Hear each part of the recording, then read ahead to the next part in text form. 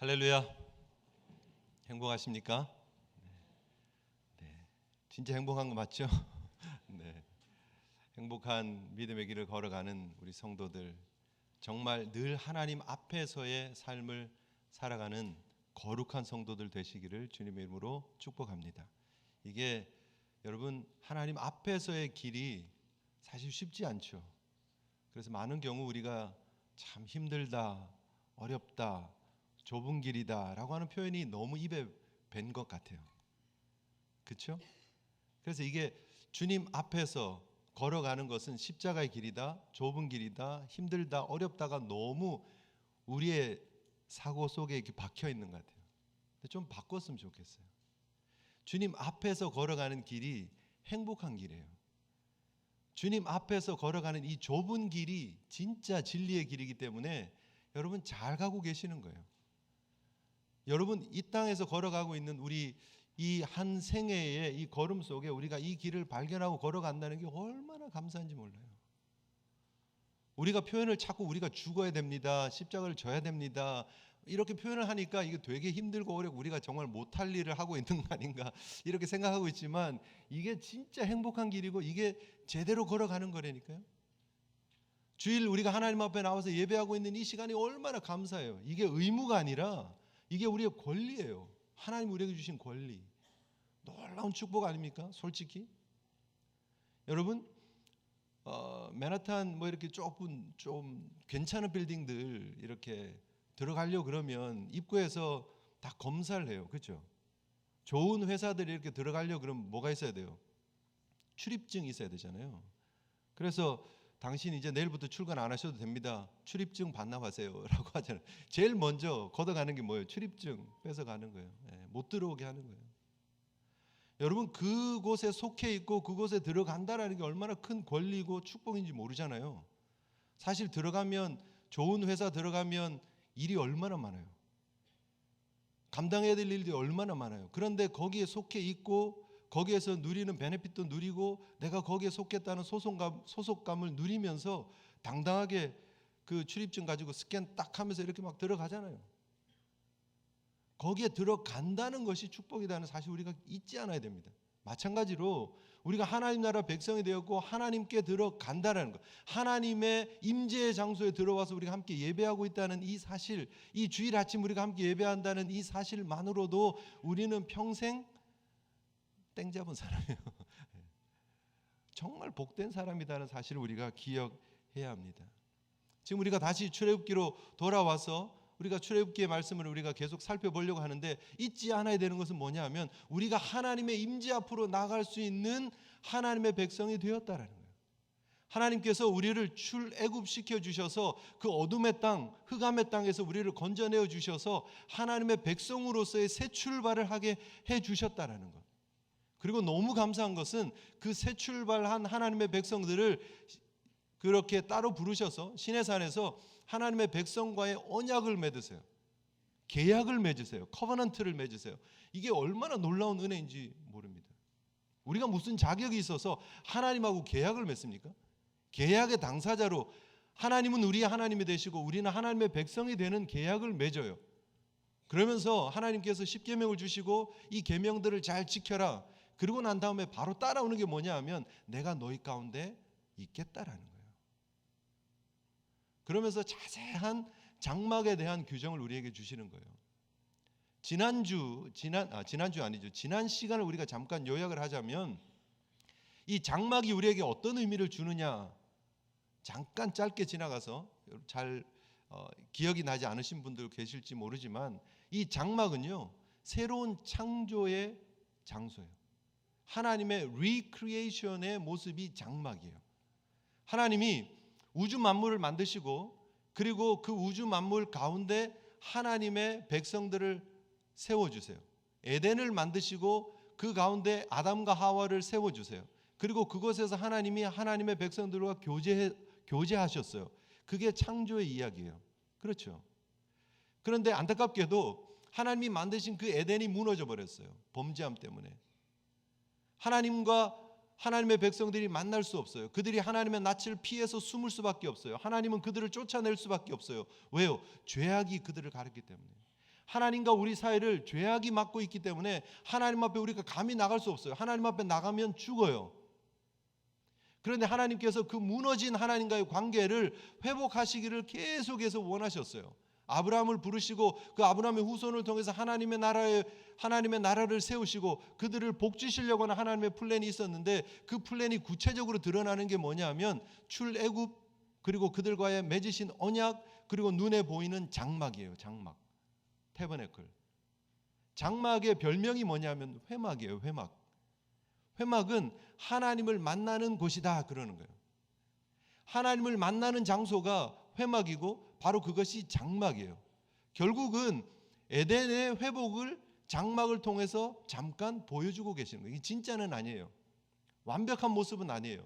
그러나 임시로 하나님께서 우리에게 보여주시는, 이게 내 마음이야, 내가 정말 원하는 거는 너희들과의 관계 회복이고 내가 너희들 가운데 거하는 거고 너희와 내가 하나가 되는 거야 라고 말씀해 주고 계시는 거예요. 에덴처럼.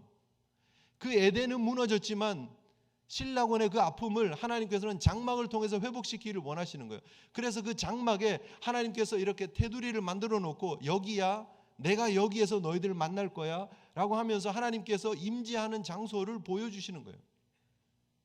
자, 그러면 에덴의 새로운 그림이 장막이라면 장막 안에서 섬기고 있는 제사장들은요, 누굴까요? 아론과 아론의 아들들은 누구를 상징하고 있을까요? 아담과 하와를 상징하겠죠. 첫 번째 아담, 하나님과 그 귀한 만남 속에서 하나님의 은혜와 축복을 누렸던 그 아담을 이 아론이, 대제사장이, 그리고 그의 아들들이 대신해서 그 역할을 감당해 주고 있는 거예요. 하나님이 만든 피조의 세계와 하나님을 연결하는 그 연결고리를 아담이 감당했듯이 범죄한 이스라엘 백성들과 하나님의 관계를 연결하는 것을 누가 한다고요? 아론과 아론의 아들들이 하는 거죠. 그래서 여러분, 이게 창조의 그림이 반복되어져 있는 거예요. 이해가 되시죠? 그런데 이게 완벽한 게 아니죠. 아론도 완벽한 게 아니고 장막도 완벽한 게 아니에요. 그래서 하나님께서 진짜 보여주시는 장막과 그 아론의 역할을 누가 하시느냐 하면 예수 그리스도께서, 하나님이 보내신 예수 그리스도께서 직접 장막이 되셔서 우리 가운데 임마누엘 하시고, 그리고 아론이 온전히 하지 못했던 그 부족했던 중보의 사역을 예수 그리스도께서 직접 오셔서 진짜 대제사장이 되신, 영원한 대제사장이 되신 그분께서 그 사역을 완성하신다는 거예요. 그게 성경이 우리에게 보여주고 있는 전체적인 그림입니다. 그리고 그것이 완성되어졌지만 아직 우리가 이 땅에 살고 있고 아직 예수 그리스도의 재림이 이루어지지 않았기 때문에 우리는 그 완전한 그날을 기다리고 있는 거예요. 그 날이 언제죠? 주님이 재림하실 때, 새 하늘과 새 땅이 우리 가운데 이루어질 때, 그게 진짜 완전한 그림이에요. 그림이 그려지시죠? 그래서 여러분, 이 장막을 허투루 넘어가면 안 되는 거예요. 장막 속에 나타난 이 상징적인 심볼들이 그냥 쑥쑥쑥 지나가고, 아유 되게 복잡하네, 뭘 또 이렇게 또 제사는 이렇게 나오고 이러는 거야 라고 넘어가시면 안 된다는 거예요. 왜냐하면 이것이 하나님의 마음이고 이것이 하나님의 구원의 계획이기 때문이에요. 너무 중요해요. 그래서 여러분, 성막과 대제사장이 이렇게 함께 섞여서 지금 그림을 그리고 있는 것이다 말씀드렸죠. 이 직물, 이렇게 천을 짜는 것처럼 이 성막에 대한 그런 구조들, 그리고 기구들, 그리고 뭐 재료들, 식양들에 대해서 말씀하시면서 제사장에 대한 이야기, 그리고 복식에 대해서 함께 섞어서 하나님께서 지금 말씀하고 계시는 거예요. 왜요? 이게 한 그림이기 때문이에요.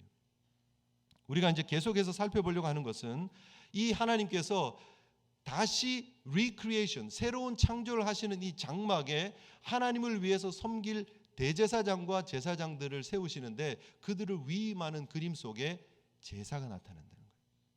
오늘 우리가 본문을 길게 읽었지만 그 본문 안에 주로 지금 우리가 보고 있는 내용이 뭐냐면 3대 제사에 대한 내용이 나타나고 있어요. 어떤 제사죠? 속죄제가 나오고 번제가 나오고 화목제가 나옵니다. 왜 위임식을 하는데 이렇게 제사를 하는 내용들만 자세하게 나올까라는 거예요. 저도 이제 2006년에 위임식을 했잖아요. 그죠? 위임 예배를 드리면서 여러분의 담임 목사가 되었는데 그 위임식 할 때 순서가 어떻게 되죠? 예배를 드리고 그리고 위임 예식을 거행을 합니다. 서약을 하고 또 여러분들도 서약을 하고 그리고 기도하고 제가 취임에 대한 그런 이런 마음을 이렇게 표현하고 또 선물도 주고받고 함께 저녁에 내려가서 식사도 하고 위임식이에요. 그렇죠? 그런데 그런 내용이 전혀 없어요. 네. 하나님이 지금 아론과 아론의 아들들을 제사장을 위임하면서 위임식에서 갑자기 제사를 하는 거예요. 근데 이게 이전에 있었던 거면 아론과 아론의 아들들도 이해를 할 거예요. 그런데 이게 처음 하는 거예요. 이제 그 전에 짐승이 죽는 경우가 있었습니다. 언제요? 출애굽하면서 유월절을 지낼 때, 첫 유월절 때 그때 어린 양들이 죽었어요.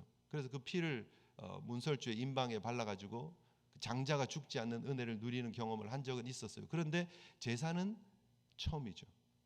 물론 그 당시에 제사라는 것이 물론 기독교에만 있었던 건 아닙니다. 다른 이방 신상들을 섬기는 사람들도 제사를 드리기는 했지만 지금 하나님께서 구체적으로 이 제사에 대해서 보여주시고 그리고 그 제사가 어떤 것을 의미하는지에 대해서 가르쳐 주시는 것은 이게 처음이에요. 처음.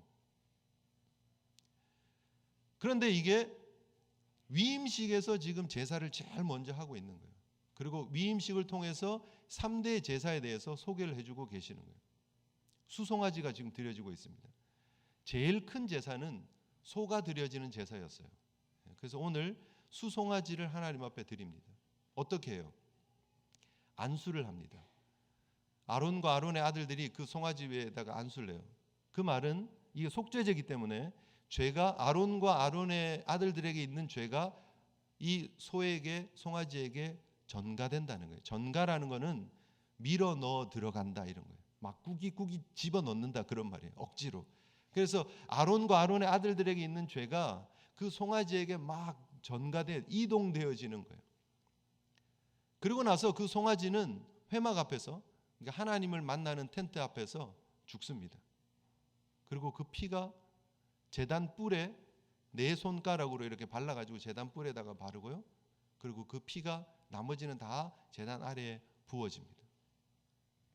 그리고 거기에 여러분 보시는 것처럼 그 내장에 덮인 기름, 간 위에 있는 꺼풀, 두 콩팥 그리고 그 위에 기름을 가져다가 제단 위에다가 놓고 불사릅니다. 피는 다 쏟아지고 그리고 그 내장은 하나님 앞에 다 태워져요. 그 나머지 고기, 가죽 그리고 배설물은 성 밖에, 진 밖에 나가서 보면 어디 갔죠? 네, 14절에 보면 고기와 가죽과 배설물을 진 밖에서 불태워야 됩니다. 그래서 모든 것이 다 태워지는데 이 속죄의 의식을 통해서 죄가 아론과 아론의 아들들이 죄가 사해지는 은혜를 누리게 하는 거예요. 그리고 두 번째 제사는 번제입니다.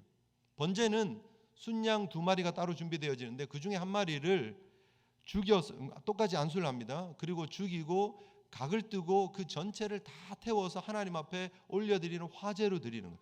화제라는 것은 불로 태워서 드린다라는 제사의 종류를 말하는 것이고 결국 그 화제가 번제예요. 다 태워드렸어요. 온전히 하나님 앞에 드려질 그러니까 첫 번째 속죄제는 죄사함에 대한 제사였고요. 두 번째 번제는 하나님 앞에 온전히 드려져야 되는 희생을 강조하고 있는 하나님께 온전히 속한 것이다 라고 하는 것을 강조하고 있는 제사고요. 세 번째 화목제가 드려집니다. 똑같이 순양이 잡혀지는데 그 양의 피를 가져다가 제사장의 오른쪽 귓불에다가 바르고요. 그리고 엄지손가락에다가 바르고 오른쪽 엄지손가락 그리고 오른쪽 엄지발가락에다가 바르게 합니다. 그리고 난 이후에 그것을 섞어서 그 나머지 그 무교병 광주리에서 떡 1개, 기름 바른 과자 하나, 전병 가져다가 하나님 앞에 화제로 일부 드리는 거예요. 그리고 가슴 부위, 넓적다리 부위만 제사장에게 주면서 그들의 것이 되게 하는 거예요. 그게 화목제예요. 하나님 앞에 드려지는 이 화목제를 통해서 하나님과 회복되어진 관계를 보여주고 있는 제사예요. 이게 가장 중요한 3대 제사예요. 속죄제, 번제, 화목제. 그런데 이 번제를, 이 화목제를, 이 속죄제를 제사장들이 가장 먼저 하게 하세요. 그리고 그 은혜를 제사장들이 먼저 누리게 하세요. 왜입니까? 바로 이것이 제사장들이 감당해야 될 가장 중요한 사역이기 때문이에요. 그 하나님의 속죄의 은혜를 이스라엘 백성들에게 지금 전해야 돼요. 보여줘야 돼요. 너희들이 범죄한 일이 있으면 짐승을 가지고 와서 이런 속죄의 의식을 통해서 너희들이 깨끗함을 받아야 된다예요. 그런데 그 전에 내가 먼저 깨끗해져야 되는 거예요.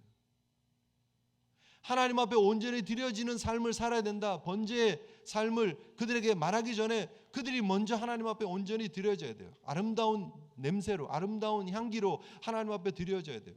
하나님과 회복되어진 관계를 아론과 아론의 아들들이 먼저 보여줘야 돼요. 왜요? 그것이 그들의 사명이기 때문에.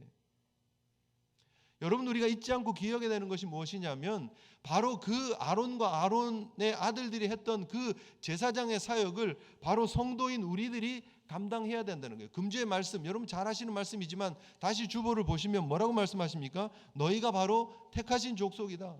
왕같은 제사장이다. 거룩한 나라다. 그의 소유된 백성이다. 어두운 데서 너희를 불러냈다. 그의 아름다운 덕을 선전하는 일이 너희의 사명이다 라고 말하고 있습니다. 우리가 누구냐? 제사장이래요. 그리고 우리가 뭘 해야 되느냐? 그분의 아름다운 은혜를 선전하고 선포하는 일을 해야 된대요. 바로 우리가 영적 제사장이기 때문입니다. 그래서 이 아침에 우리가 분명히 잊지 않고 기억해야 되는 것은 과연 내가 이 대제사장과 제사장들이 누렸던 속죄의 은혜와 번제의 헌신과 그리고 화목제의 은혜를 내가 누리고 있는가? 내가 먼저 경험하고 있는가 하는 거예요. 교회 다니고 있고 신앙생활하고 있지만 내가 속죄에 대한 확신, 그리고 하나님 앞에 온전히 드려진 헌신, 그리고 하나님과 회복되어진 관계의 은혜를 누리고 있느냐 하는 거예요. 세상 앞에 우리가 예수 믿는 사람으로 우리가 무엇을 보여주고 어떻게 전도하고 어떻게 선교하느냐, 결국 속죄와 번제와 화목제의 은혜를 내가 먼저 누리고 그것을 전하는 거예요. 그게 우리의 사명인 줄 믿습니다. 세상 앞에 여러분 이 확실한 이 번제와 속죄제와 화목제의 은혜를 깨닫고 누리고 있는 성도의 삶을 보여주셔야 돼요. 저와 여러분들의 사명입니다. 그게 우리가 하나님의 은혜를 선전하고 선포하는 사명이다라는 거예요. 믿음의 귀한 은혜 가운데 이 길을 걷는, 행복하게 걷는 성도 여러분들이 그 예수 그리스도의 은혜와 사랑을 전할 수 있는 사명의 삶을 살아가시기를 주님 이름으로 축복합니다. 왜냐하면 바로 이것이 예수 그리스도께서 완성하신 사역의 본질이에요. 아론과 아론의 아들들이 지금 이 회막의 뜰에서 하고 있는 이 사역이 바로 예수 그리스도께서 하신 사역이라는 거예요. 속죄제의 제사가 바로 예수 그리스도께서 완성하신 제사예요. 그분이 세상의 모든 죄를 전가 받으시고 죄를 다 자신의 몸으로 품으시고 그리고 그분이 하나님 앞에서 죽으셨어요. 그리고 그분이 피를 다 쏟으셨어요. 그분이 애끓는 심정의 그 내장을 하나님 앞에 태워드리면서 하나님 앞에 올려드렸어요. 그리고 그분이 갈보리 십자가에서 진 밖에서 우리를 위해서 자신의 생명을 다 하나님 앞에 온전히 태워서 드리면서 우리가 속죄의 은혜를 누리는, 대속의 은혜를 누리는 하나님의 백성이 된 거예요. 이게 예수님이 하신 사역이에요. 예수 그리스도께서 자신의 삶 전체를 태워서 하나님 앞에 올려드리는 향기로운 제사로 드려서 우리를 하나님의 것으로 삼아주셨어요. 그래서 우리도 하나님 앞에 드리는 번제의 삶을 살아야 돼요. 내 거가 따로 있는 게 아니에요. 지난주 드린 말씀처럼 우리 자신이 온전히 죽어야 돼요. 일부 살아있으면 안 돼요. 살아있는 척 살아서도 안 돼요. 완전히 죽어야 돼요. 그리고 하나님과 백성의 사이를 연결하는 매개의 역할, 중보의 역할을 감당하는 화목의 삶을 살아야 된다는 거예요. 저와 여러분들이 주신 사명이 바로 그것이다라는 사실 우리가 기억해야 합니다. 고린도후서 5장 18절에 모든 것이 하나님께로서 났으며 그가 그리스도로 말미암아 우리를 자기와 화목하게 하시고 또 우리에게 화목하게 하는 직분을 주셨으니라고 말하고 있습니다. 그게 우리의 직분이에요. 하나님을 모르고 있는, 예수 그리스도를 모르고 있는 그 속죄와 번제의 화목제의 은혜를 모르고 있는 그들에게 화목하게 하는 일들을 우리가 해야 된다는 거예요. 바로 그것이 제사장이 누렸던 은혜였고 그것이 제사장들이 전해야 될 은혜라는 사실을 여러분 기억한다면 우리가 누리고 있는 예수 그리스도의 은혜를 기억하시고 우리가 전해야 될 예수 그리스도의 은혜를 확실히 기억하며 전하실 수 있는 저와 여러분들 되시기를 주님의 이름으로 축복합니다. 그러기 위해서 우리가 잊지 않아야 될 게 있습니다. 우리에게 예수 그리스도의 보혈이 발려야 합니다. 어디에 발려야 하느냐? 귓뿌리에 발려야 돼요. 귓뿌리에. 지난주에 빛공해에 대해서 말씀을 드렸습니다. 그렇죠? 세상의 빛이 우리를 너무 유혹하고 있다고. 그런데 여러분, 동시에 소음공해도 너무 많잖아요. 참 들어야 될 거룩한 하나님의 말씀을 들어야 됩니다. 하나님의 음성을 들어야 됩니다. 그런데 우리의 귀가요, 너무 혹사당하고 있어요. 뭐로요?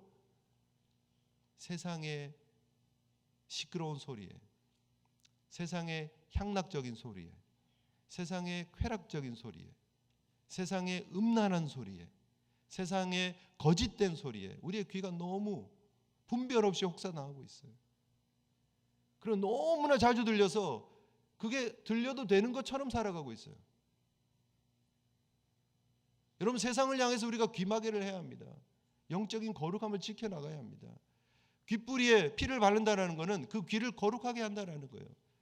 그 제단에 피를 바르면서 그 제단을 거룩하게 구별하게 한 것처럼 제사장들의 귓뿌리에다가 피를 바른다는 것은 그 제사장들의 삶을, 그 귀를 거룩하게 구별해야 된다는 거예요. 아니면 제사장의 사역을 제대로 살아갈 수 없기 때문에.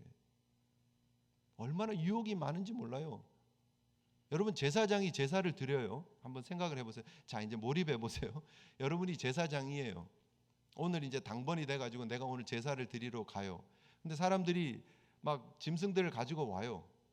보니까 첫 번째 짐승은 괜찮아요. 아주 든실하게 생겼어요.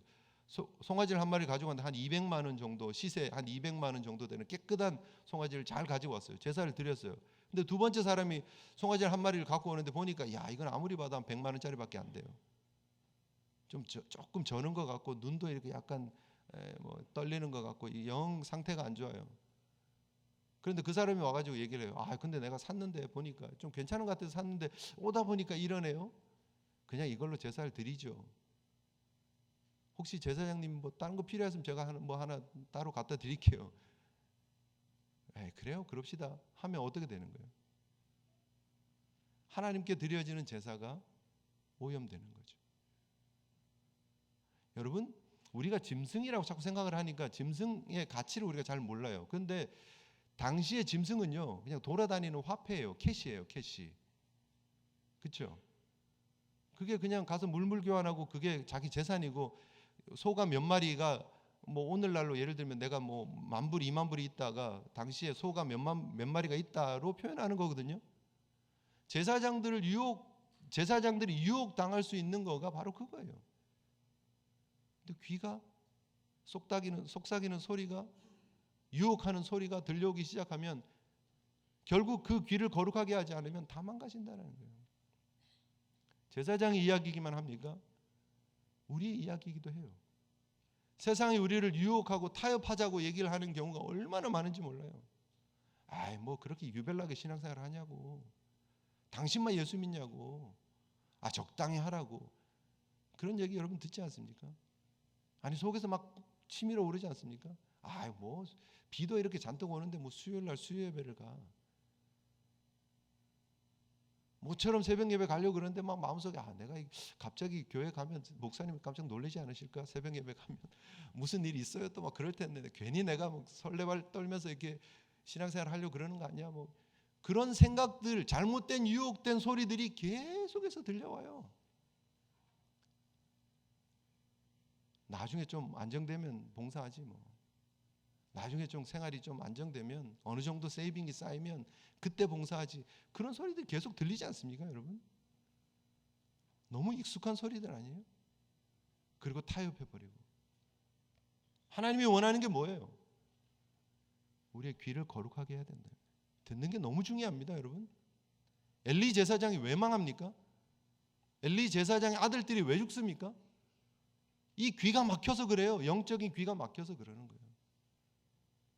엘리 제사장과 사무엘의 차이는요, 성경은 분명히 말하고 있습니다. 하나님의 계시가 끊어진 듯한 시대에 가장 큰 특징은 뭐냐면 하나님의 말씀이 안 들리는 거예요.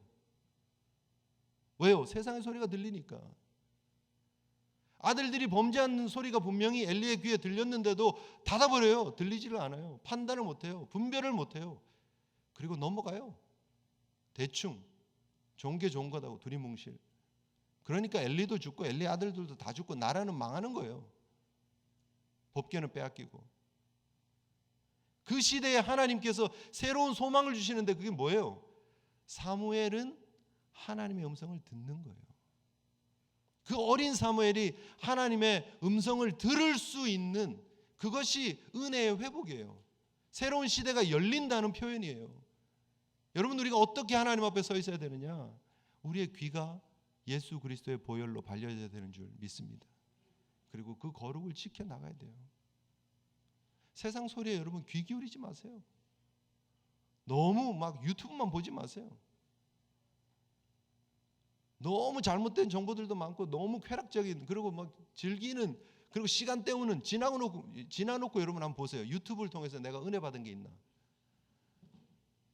그렇지 않아요? 근데 너무 정신없이 시간 이거 보면 그 다음 거 나오고 그 다음 거 나오고 막 연결되고 시간 때우기 좋죠. 2시간 3시간 훅 날아갑니다.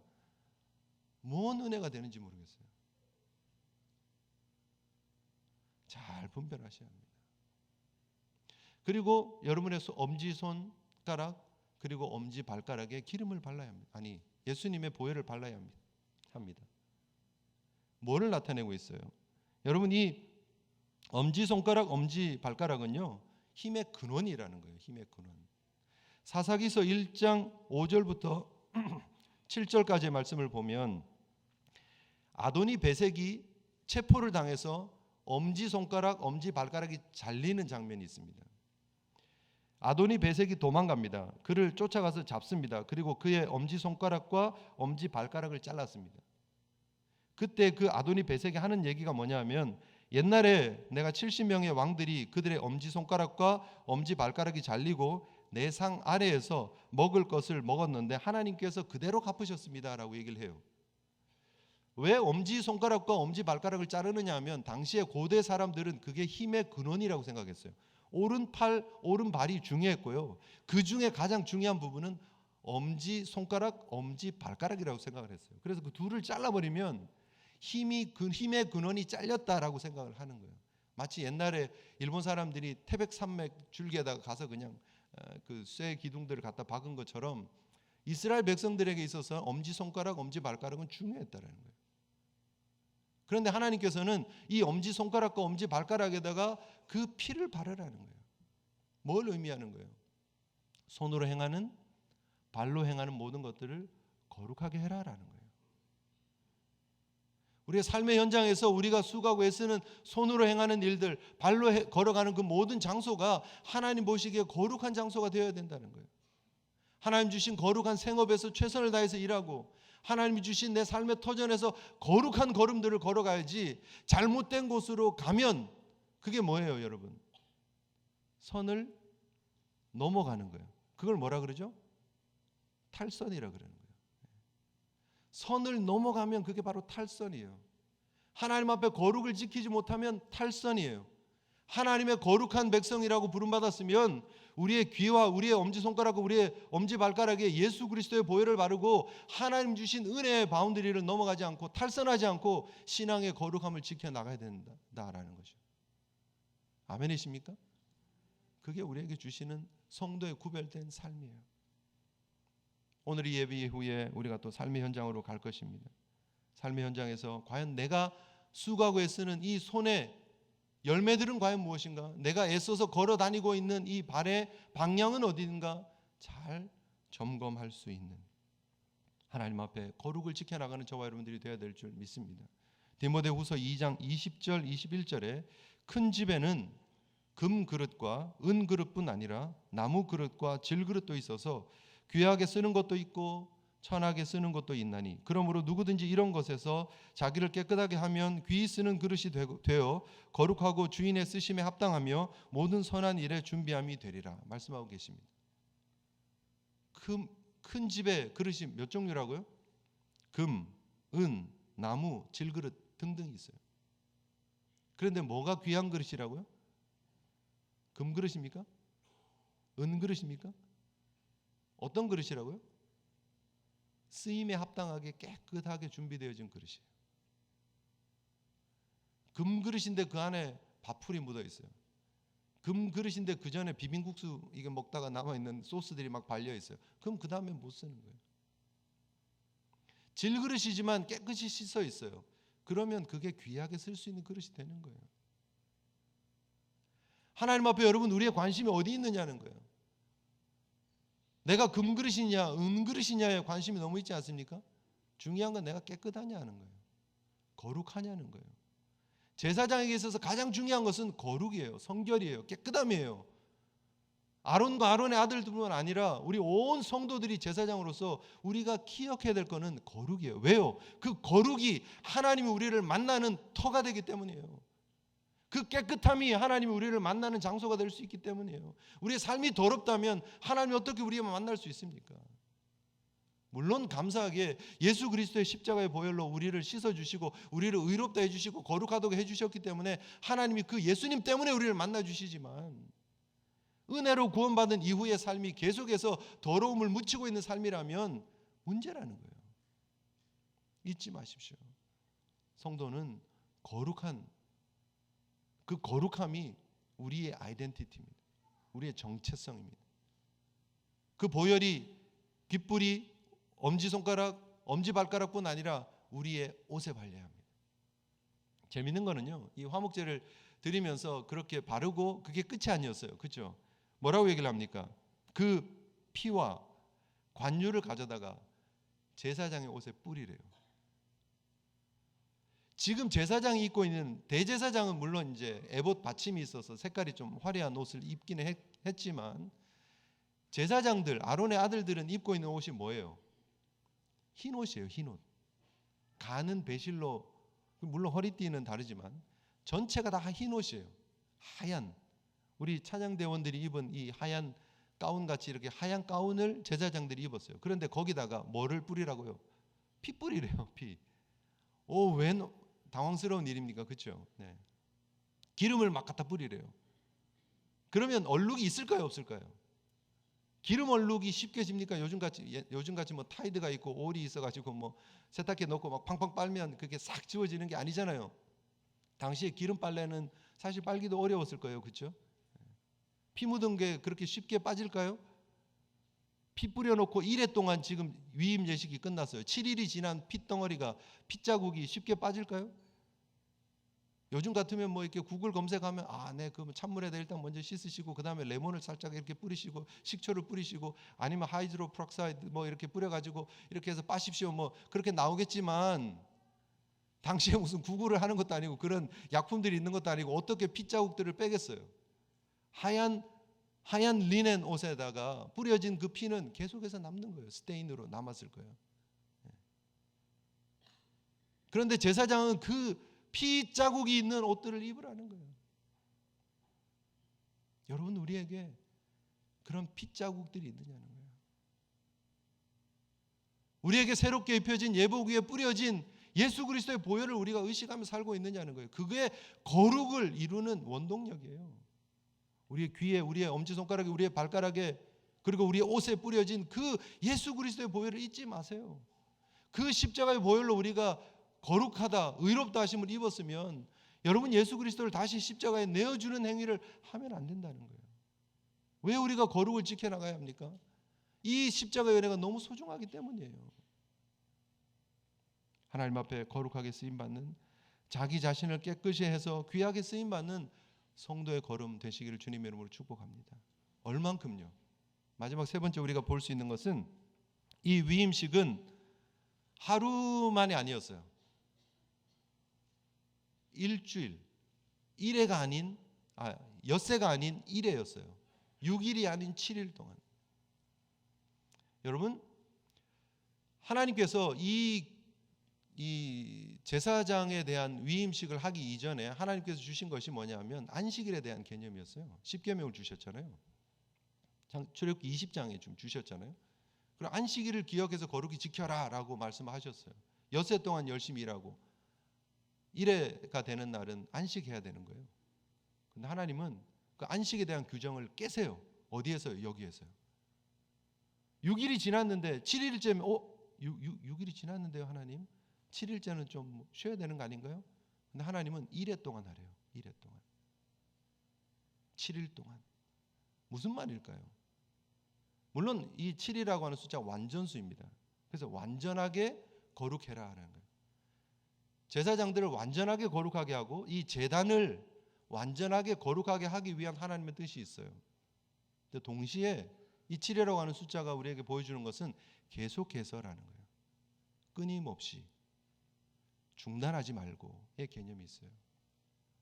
6일이 지나서 7일째 쉬는 것이 우리의 일의 삶의 방식이라면 하나님 앞에 우리가 지켜야 나가야 될 거룩은요, 중단이 없다라는 거예요. 7일 동안 계속해서 끊임없이 거룩을 지켜나가야 된다는 거예요. 하나님의 제사장들은 하나님 앞에 끊임없이 이 거룩을 지켜나가야 된다는 거예요. 저와 여러분들에게 주고 있는 도전입니다. 하나님께서 예수 그리스도를 통해서 우리에게 그 보혈을 발라주시고 우리를 거룩하게 해주셨습니다. 우리가 지켜나가야 될 이 거룩은 6일 동안 유효하고 하루는 쉬어도 되는 게 아니라는 거예요. 하다가 안 하다가 온오프 스위치가 있어서 켰다 껐다 할 수 있는 거룩이 아니라 늘 항상 하나님 앞에 거룩을 지켜나가는 저와 여러분들이 되어야 되는 줄 믿습니다. 왜요? 바로 그것이 하나님이 우리를 부르신 목적이기 때문입니다. 그 아름다운 덕을 선포하고 선전하는 일인데 멈춤이 있으면 안 된다는 거예요. 여러분이 가는 곳곳마다 있는 곳곳마다 하나님께서 우리에게 주신 그 십자가의 은혜를 기억하며 그 은혜를 전하는 믿음의 삶을 살아가시는 저와 여러분들이 되어야 한다는 거예요. 우리가 바로 교회이기 때문에, 우리가 바로 성도이기 때문에, 우리가 바로 제사장이기 때문에 그렇습니다. 에베소서 5장 25절부터 27절 말씀에 남편들아 아내 사랑하기를 그리스도께서 교회를 사랑하시고 그 교회를 위하여 자신을 주심같이 하라. 이 부부에 대한 이야기지만 궁극적으로는 예수 그리스도와 교회에 대한 이야기입니다. 왜 예수 그리스도께서 자기 자신을 주셨나 교회를 위해서? 그 이유가 이는 곧 물로 씻어 말씀으로 깨끗하게 하사 거룩하게 하시고 자기 앞에 영광스러운 교회로 세우사 티나 주름 잡힌 것이나 이런 것들이 없이 거룩하고 흠이 없게 하려 하심이라. 예수 그리스도께서 왜 자기 자신을 주셨느냐? 우리를 티나 흠이 없는 거룩한 것으로 삼으시기 위해서요. 그리고 그 거룩함은 7일 동안 계속되어져야 합니다. 주님 앞에 서는 그날까지 여러분의 그 거룩을 지켜나가는 교회들이 되시기를, 성도들이 되시기를 주님의 이름으로 축복합니다. 이것이 기쁨이에요. 시작하면서 말씀드렸지만 그 거룩을 또 거룩 얘기하네 가 아니라 그렇지, 이게 내 삶이지, 이게 하나님 주신 은혜지, 이게 행복이지 라고 행복하게 믿음의 길을 걸어가시는, 여러분 힘있게 거룩을 지켜나가는 성도의 걸음을 걸어가시는 저와 여러분들 되시기를 주님의 이름으로 축복합니다. 우리 함께 기도하며 나갔으면 좋겠습니다. 그렇게 살기를 원합니다. 그러겠습니다.